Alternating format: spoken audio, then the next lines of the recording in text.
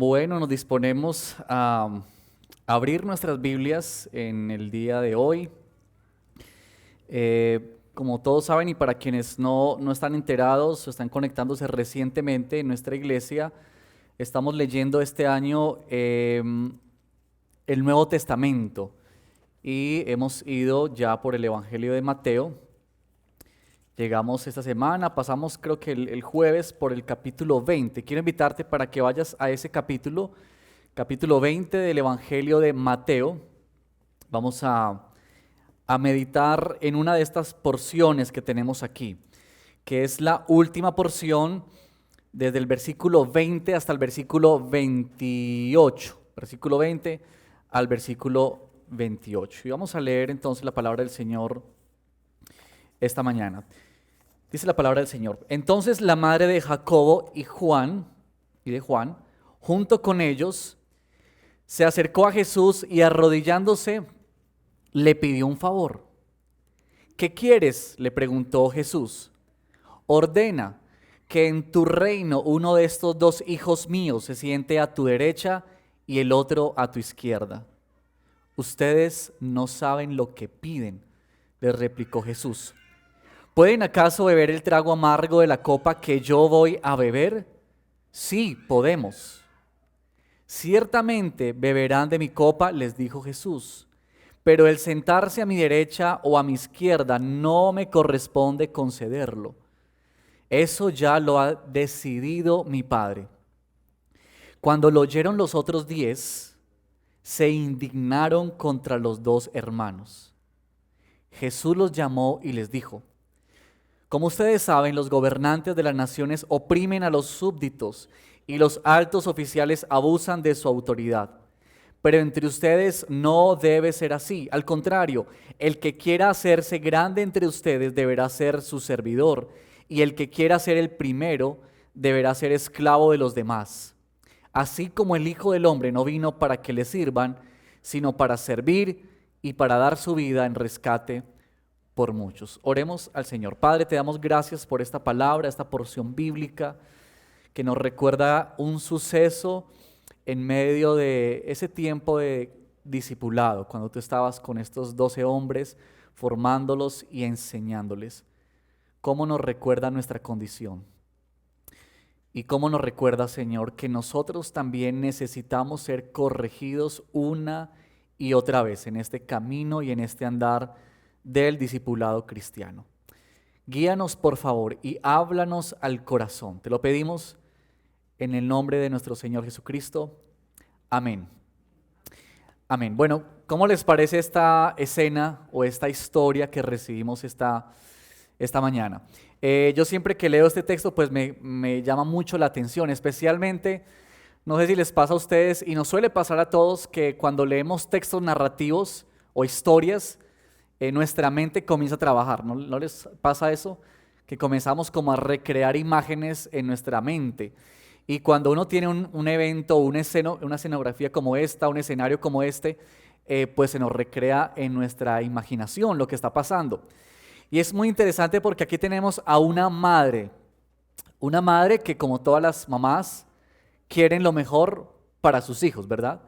Y todas las mamás que están aquí hoy o que están viéndonos, pues pueden identificarse con ese pedido, quizá de la mamá de Jacobo y de Juan, que quieren lo mejor para sus hijos, quieren ver a sus hijos triunfar, quieren ver a sus hijos crecer, desarrollarse. Y pues la mamá de Jacobo y Zebedeo no perdió la oportunidad de tener nada menos y nada más que al maestro enfrente de ella y elevarle una petición. Ahora, es interesante que la petición, si bien es cierto, la eleva la mamá de Jacobo y de Juan, también es cierto que los dos hijos estaban muy bien sintonizados con su madre. Marcos, el Evangelio de Marcos, que también nos cuenta esta historia, de hecho deja de lado a la madre, no nos dice nada de la mamá. Dice que vinieron Jacobo y Juan a hacerle un pedido a Jesús, lo cual nos deja ver que para el evangelista Marcos, la petición en boca de la mamá era la misma petición que tenían estos dos hijos en su corazón. De hecho, la respuesta de Jesús, si ustedes se dan cuenta, ¿a quién está dirigida? A los hermanos. no a la mamá. Y la pregunta que Jesús le hace nos deja ver eso. Así que aquí está esta madre pidiendo esto a el Señor Jesús. Y uno comienza a leer un pasaje como estos y rápidamente yo creo que uno se conecta con aquello que Santiago mencionó en su carta cuando él dijo: ustedes piden y no reciben, porque piden para gastar o para sus propios deseos. Y es que muchas veces nuestras oraciones dejan ver, o nuestros pedidos al Señor dejan ver mucho de las inclinaciones de nuestro corazón. Y yo quiero en esta mañana, frente a este texto, plantearle lo siguiente. Uno, que podamos ver un problema que se presenta en medio de estos discípulos, que nos deja ver también nuestro problema. Y en segundo lugar, mostrarles cómo Jesús responde a ese problema, que es la invitación que nos hace el Evangelio a ti y a mí hoy para enfrentar esta situación o esta problemática.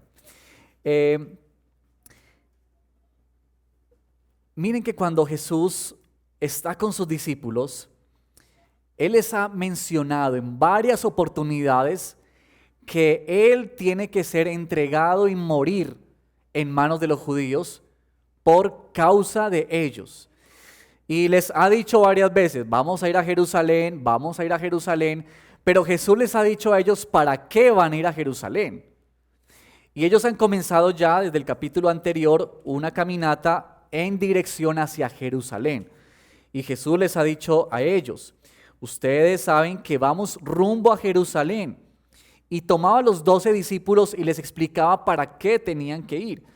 En este capítulo 20, el versículo 18, le dice: ahora vamos rumbo a Jerusalén, y el Hijo del Hombre, hablando de él mismo, será entregado a los jefes de los sacerdotes y a los maestros de la ley. Ellos lo condenarán a muerte y lo entregarán a los gentiles para que se burlen de él, lo azoten y lo crucifiquen. Pero al tercer día resucitará. Eso es lo que pasa justo antes de que la madre de Jacobo y Juan emprenda su deseo de hacer esta petición a Jesús.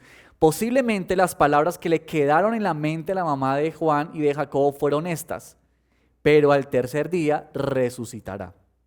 Y claro, ¿qué va a pasar en ese momento? Ellos muchas de las cosas no las entendían, y parte del problema que tenemos en este texto es ese. Es que los discípulos de Jesús, si bien es cierto, habían caminado con Jesús casi ya 3 años y habían escuchado mucho de lo que Jesús les había mencionado, de su plan, de su propósito de venir a este mundo, lo cierto es que ellos todavía no logran entender para qué vino Jesús y cómo es el reino de los cielos. Casi que ellos están luchando con esto. Ellos aman a su maestro, quieren seguir a Jesús, pero a la vez o al mismo tiempo ellos están atados todavía a toda pretensión humana y toda expectativa humana de querer ser importantes, de sobresalir, de querer tener puestos de privilegio. De hecho, en el capítulo 18, versículo 1, esa fue una de las preguntas que los discípulos le hicieron a Jesús. Ellos le preguntaron a Jesús: Señor, dinos, ¿quién es el más importante en el reino de los cielos? Si ustedes se pueden dar cuenta, en estos capítulos hay una tensión muy fuerte con saber qué es lo que va a ocurrir. Como que Jesús está caminando hacia Jerusalén y en la mente de Jesús está: voy a ir a entregar mi vida. Y los discípulos están siguiendo a Jesús, pero en su mente hay otra idea completamente diferente. Ellos están pensando: ¿cómo hacemos o quién será el más importante? ¿Cómo será este reino?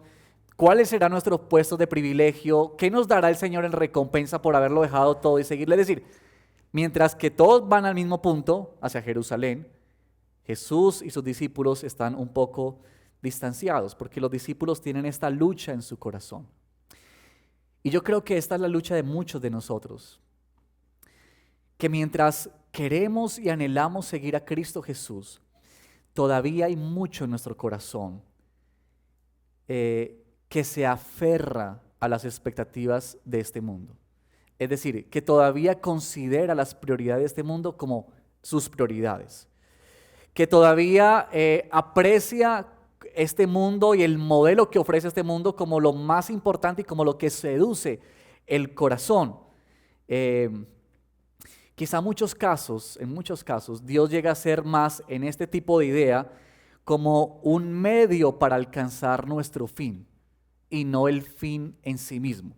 Es decir, como que Dios se convierte en eso que puede darme lo que yo tanto quiero. Y eso que yo tanto quiero está ligado completamente todavía a este sistema de mundo o a este sistema de sociedad en el que nosotros vivimos. Por ejemplo, todavía quizá estamos aferrados a esta idea de amar con todo nuestro corazón el dinero y las posesiones. O quizá amamos con todo nuestro corazón el reconocimiento o puestos de privilegio, puestos donde seamos reconocidos, donde se nos tenga en cuenta, donde nos aplaudan. Y todo este tipo de ideas que de alguna manera muestran y reflejan lo que este mundo enseña. No sé si ustedes al ver la televisión, un noticiero, un programa de televisión o ver una revista, que es cuando nos conectamos por esos medios con el mundo exterior, podemos notar mucho de esos deseos. Deseos de sobresalir, deseos de ser el número uno, deseos de estar por encima de los demás, deseo de alcanzar todas tus metas, sean cuales sea y cueste lo que cueste. Y es que de pequeños quizás se nos ha enseñado eso. Y no porque haya sido con mala intención de nuestros padres o con un deseo malo, no. Pero es porque en medio de nosotros esta sociedad se ha metido tanto que esta es parte de nosotros. Y se nos ha enseñado eso, de que ser el primero, ¿verdad? Es lo que realmente vale la pena. Que el éxito en tu vida, y valga aquí decir que el éxito en términos de este mundo, es lo que realmente tú tienes que conseguir, que la felicidad se mide por eso. Y que si no tienes estas cosas o no tienes esta posición, entonces no puedes ser feliz. Y se nos ha metido mucho de eso en medio de nosotros. Y por eso muchas de nuestras peticiones están orientadas en ese sentido, en cómo vernos cada día como mejores y por encima de otros. Y este texto lucha con eso. Este texto nos muestra el corazón de unos hombres que refleja también nuestro corazón y que muestra nuestra problemática de queremos seguir a Cristo Jesús, queremos amar a Dios con todo nuestro corazón, pero al mismo tiempo tenemos esta verdad de que ciertas áreas de nuestra vida están todavía aferradas a este mundo, o que todavía nosotros medimos lo que queremos ver en el reino de Dios, pero con los estándares de este mundo. Y ahí tenemos como una especie de cortocircuito, ¿cierto? Como que hay un choque. Y eso fue lo que pasó aquí. Esta pretensión de estos discípulos refleja el choque que hay con el Evangelio y con lo que el Señor quiere decirles. Así que una vez entendiendo el problema que hay en este texto, que es nuestro problema también, porque refleja nuestro orgullo, nuestra arrogancia, refleja nuestros deseos de sobresalir y ser más importantes que todos los demás. Tenemos ahora cómo Jesús enfrenta este problema, cómo Jesús enfrenta esta situación. Y yo quiero mostrarle dos respuestas que nos da Jesús frente a esta situación. El primero es que Jesús cambia el modelo de prioridades. Miren, una de las cosas que Jesús hace constantemente en la mente de aquellos que están escuchándole es que Jesús viene para sacudir y cambiar, como remover o mover las estructuras que hay en nuestra vida. Es que el Señor viene para cambiarnos el pensamiento, cambiarnos patrones de vida, prioridades de vida, expectativas en esta vida. Es como si Él dijera, un momento, lo que tú has conocido como el modelo hasta ahora no es el modelo de mi reino, no es el modelo del reino de los cielos. Y para que tú y yo podamos ser seguidores de Cristo debemos entender muy bien y con claridad eso. Y es que uno nota en los evangelios que Jesús menciona mucho, por ejemplo, lo siguiente: los últimos serán los primeros, ¿verdad? ¿Quién es el más grande en el reino de los cielos? Sirve. ¿Qué es una de las características que más aprecia el Señor Jesús en la gente? La humildad, ¿cierto? Jesús dijo que el que pierda su vida la encontrará o la hallará. El que quiera ser grande entre ustedes, que sea el servidor de todos. Y claro, esas palabras cuando las escuchamos, como que de alguna manera nos cuesta como entenderla, y en ese momento costaba. Porque ¿cómo es este reino? Es decir, ¿qué es esto que Jesús está mencionando? Porque este tipo de enseñanza trastorna nuestra manera de percibir la vida y de nuestra forma de ver las cosas. ¿Por qué? Porque está en contravía y va en contra o contrario, opuesto a lo que nosotros hemos entendido o lo que nosotros anhelamos. Jesús está mostrando algo completamente distinto, y el caso aquí es el servicio, ¿verdad? De que Jesús habla de que la grandeza a la hora de servir. Es como palabras un poco contrarias. Si tú dices eso afuera, es como contrario, ¿verdad? Porque no es posible conciliar esas dos ideas. Es más grande el que sirve, ¿verdad? O el que quiera ser primero, hágase esclavo de los demás. Son palabras que cuestan comprender, pero es lo que Jesús está queriendo mostrar. Porque tú y yo necesitamos con urgencia ser alterados en nuestras construcciones de pensamientos y estructuras de nuestra vida. Eso necesita ocurrir en nuestra vida como discípulos. Y Jesús aquí menciona el asunto en el versículo 25, Jesús les dice: como ustedes saben, los gobernantes de las naciones oprimen a los súbditos y los altos oficiales abusan de su autoridad. Miren que encontré una traducción de este verso que, pues tomando el original, me pareció muy interesante. Miren lo que dice: los gobernadores de los gentiles dominan hacia abajo sobre ellos, y sus grandes ejercen poder hacia abajo sobre ellos. Como que ese es el sentido, digamos, del texto, ¿verdad? Que estos gobernantes, una vez que llegan a sus posiciones elevadas, piensan solamente en ellos. Es decir, su pensamiento no está en los demás, sino en ellos. Y hacen todo para que los que están debajo de ellos vivan atemorizados bajo el aplastante peso de su poder. Y una mirada rápida a nuestro alrededor puede dejarnos ver eso.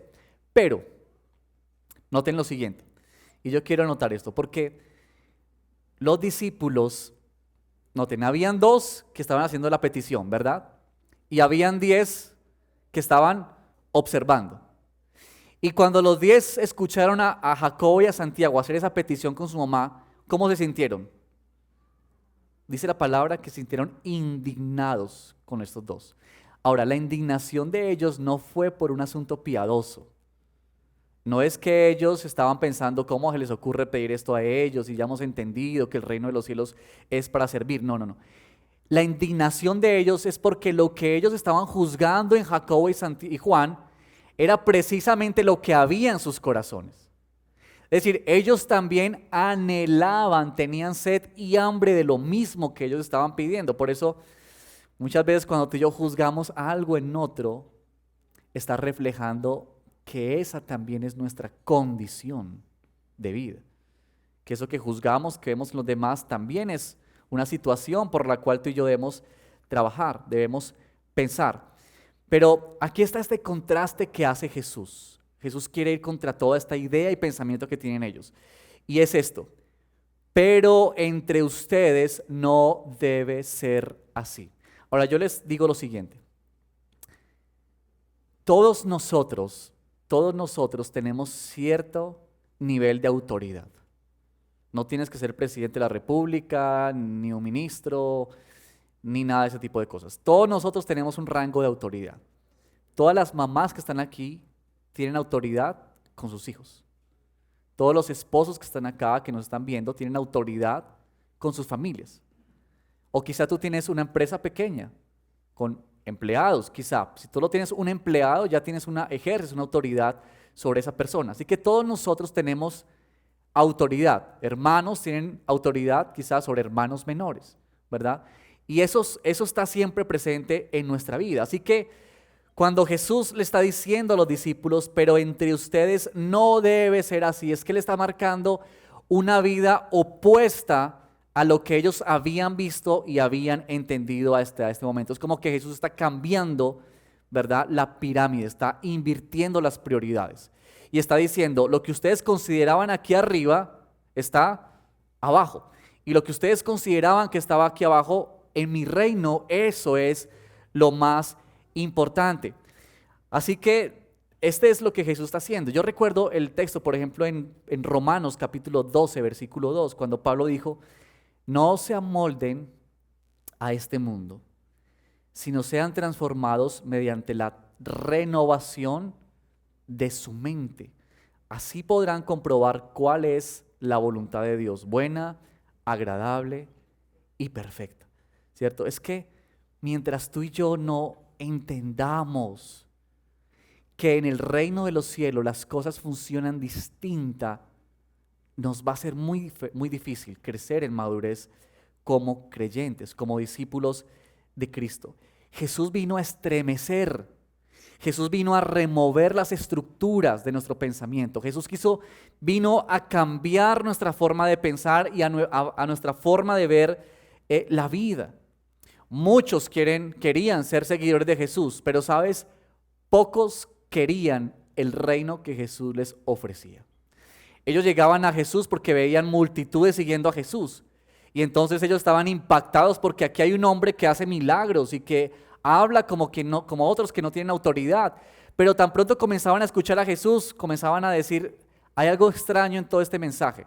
Y muchos dice que se alejaban de Jesús.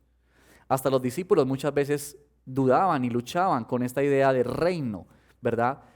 Pero tú y yo necesitamos comprender que las cosas en el reino de los cielos funcionan muy diferente, tan diferente que son opuestas a lo que tú y yo vivimos en este mundo.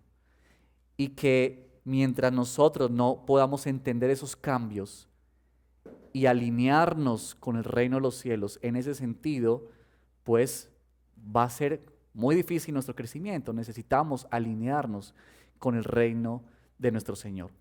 Así que Jesús responde a esa problemática mostrando un nuevo modelo, mostrando una nueva vida, algo que es distinto.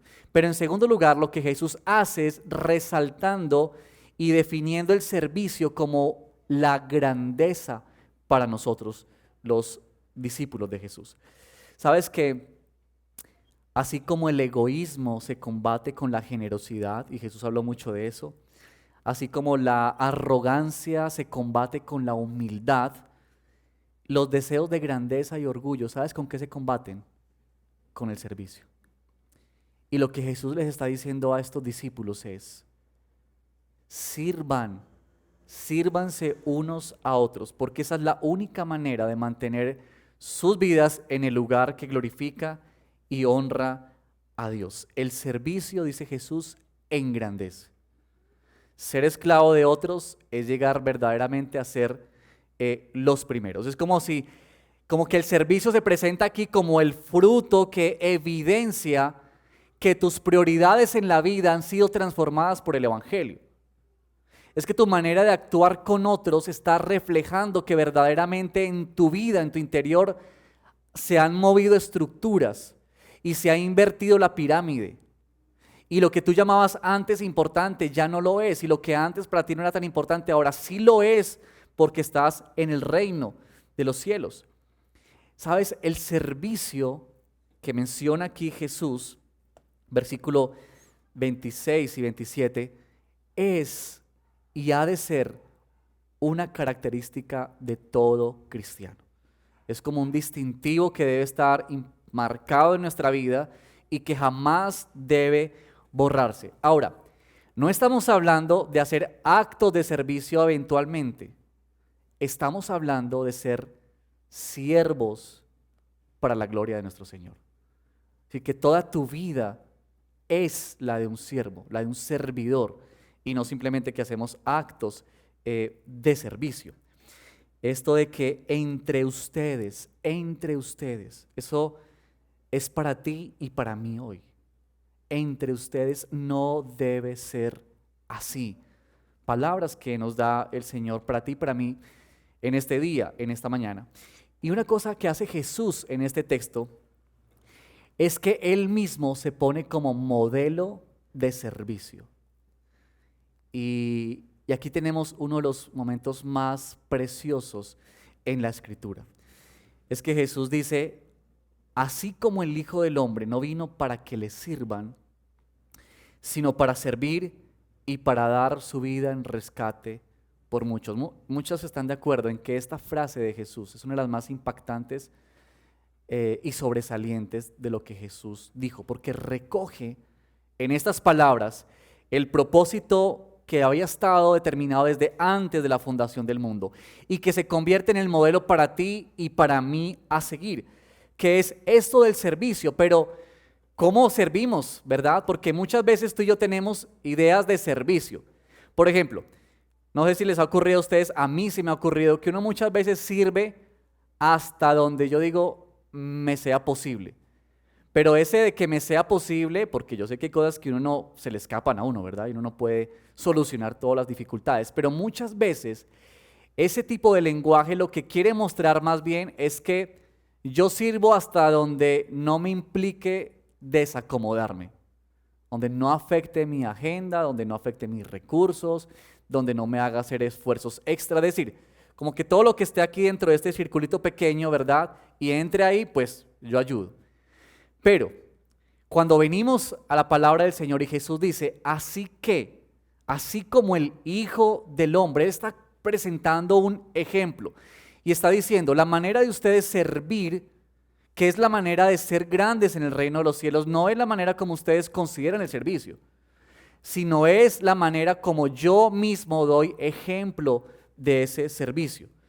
Y déjeme mencionar solamente algunas maneras que nos ilustra la palabra del Señor con respecto a ese servicio. Lo primero es humildad.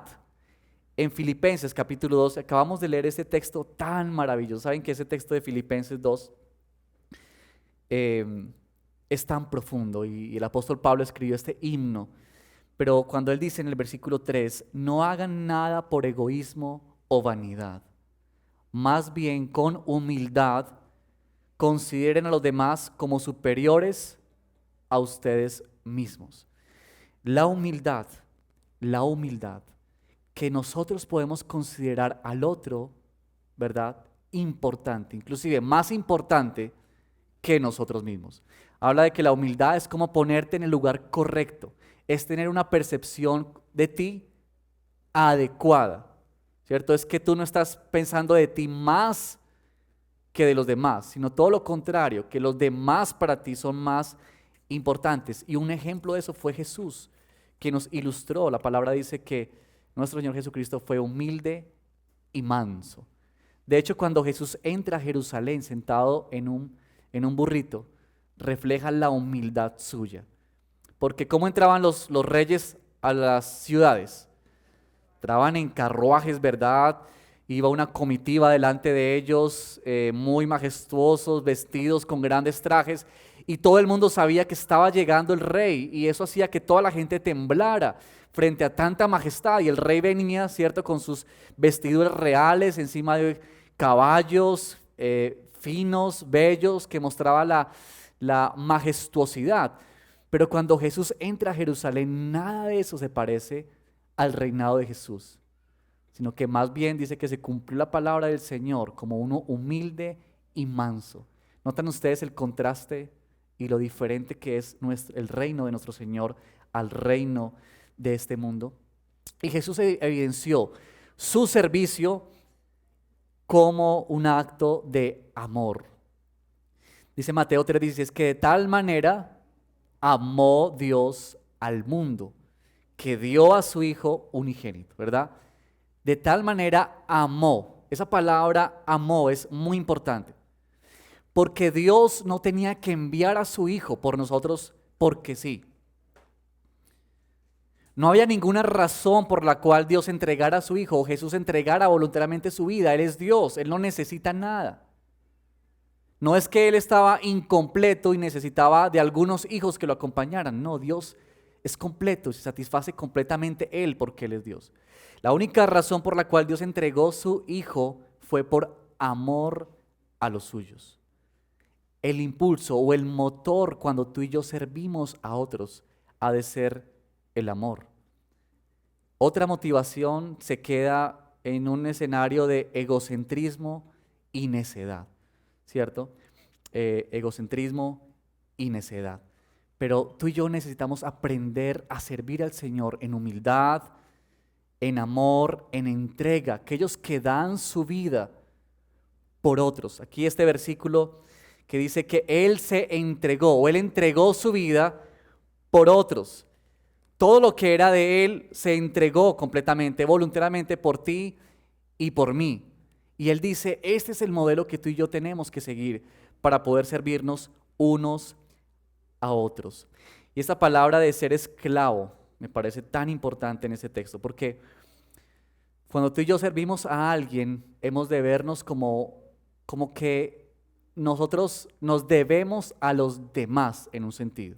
Cuando aquí usa Jesús la palabra esclavitud o esclavo, sea esclavo de los otros, es esta idea de que nosotros casi que vivimos, ¿verdad? Para otros, para otros. Y uno tiene que pensar aquí en cuál es nuestra motivación para servir. Quizá la de ganar aplausos, ganar reconocimiento, o como dice esta frase un poco irónica o contradictoria, ser famosos por ser humildes, cuando nuestra humildad, ¿verdad?, es falsa y queremos simplemente aparentar algo para ganar reconocimiento y ganar puestos de privilegio. Sabes, cuando tú y yo servimos tanto dentro como fuera de la iglesia, tú y yo no servimos como si estuviésemos haciendo un favor a alguien. Como cuando pronto estamos en la calle y vemos a una persona que está pidiendo algo de comida o una moneda y entonces tú metes tu mano al bolsillo y sacas una monedita y la das, como si estuvieras simplemente haciendo una obra de caridad o algo así. Este no es el modelo de servicio que nos presenta el Señor. Cuando tú y yo servimos a la iglesia o servimos a otras personas, lo que tú y yo estamos haciendo allí es disfrutando de un privilegio. Y ese privilegio es que estamos siendo partícipes de lo que Dios está haciendo en este mundo. Es decir, que tú y yo nos convertimos en las manos del Señor, instrumentos en sus manos para hacer lo que Él está haciendo ahora, lo que Él está haciendo en medio de nuestro mundo en esta actualidad. Yo te pregunto lo siguiente, ¿cómo te sientes tú cuando alguien sirve a un ser querido tuyo? A tu esposa, a tu esposo o a un hijo o a un ser muy querido para ti. ¿Cómo te sientes tú cuando alguien le sirve a esa persona? ¿Qué te produce a ti? Entonces, alegría, ¿verdad? Gozo. Déjame decirte lo siguiente. Cuando tú y yo servimos a otros, tú y yo estamos sirviendo lo que Dios ama. Cuando tú y yo servimos a la iglesia, estamos sirviendo a lo que Dios ama. Y por eso es tan importante que todos nosotros tengamos experiencias de servicio. En la iglesia hay muchos ministerios donde tú puedes participar. Estamos comenzando este año y quizá muchos de ustedes están participando ya en ministerios, quizá otros no, pero siempre en la iglesia es el lugar donde podemos servir, porque estamos sirviendo a lo que Dios ama. Pero también cuando tú estás afuera con tu familia, con tus hijos, con los tuyos o con compañeros de trabajo o amigos, también ese es el lugar donde Dios te pone para que tú puedas servir lo que Dios ama. Y ese es el modelo que nos presenta el Señor Jesús. Sabes que el Evangelio nos deja ver que Cristo Jesús te sirvió a ti y me sirvió a mí. Y ese debe ser lo que impulsa nuestra vida para servir a otros. Ese debe ser como lo que jalona nuestra vida a servir. Es lo que Él ha hecho por nosotros. Que Cristo Jesús entregó su vida en lugar de nosotros. Que toda la ira de Dios Padre estaba sobre todo el pecado y como su ira estaba sobre todo el pecado, pues estaba sobre nosotros que somos pecadores y quienes hacemos el pecado. Pero que Jesús tomó ese lugar, como Él dice aquí, yo vine a dar mi vida en rescate de muchos. Todos nosotros, aquellos que hemos creído en Cristo Jesús como Señor y Salvador, que su Espíritu Santo mora en nosotros, estamos en esta condición por una sola razón, porque Cristo Jesús te sirvió a ti y me sirvió a mí. Déjame concluir de la siguiente manera esta parte de la palabra del Señor. Hermanos, todos nosotros tenemos un llamado, y este es el llamado. somos llamados a ser una palabra que se ha usado mucho y que creo que es muy importante recordarla. Somos llamados a ser contracultura. Es decir, que tú y yo tenemos que decir, así es como las cosas se hacen, pero nosotros las hacemos de esta manera porque es así como el Evangelio nos muestra, como el reino de Dios nos dice que es. Ser llamados a ser contracultura es ir en contra de los paradigmas, de las estructuras que este mundo nos plantea, que nos dice qué es lo más importante, pero que cuando venimos a la Escritura nos damos cuenta de que otras cosas son más importantes, son distintas a las que nosotros considerábamos como más importantes. Y déjame decirte lo siguiente para ir terminando. Nuestra meta no es ser mejores personas. Esa no es nuestra meta. Nuestra meta no es convertirnos en personas que hacen muchos favores, el bien a mucha gente, porque eso lo hace mucha gente. La meta nuestra es ser imitadores de nuestro Señor Jesucristo.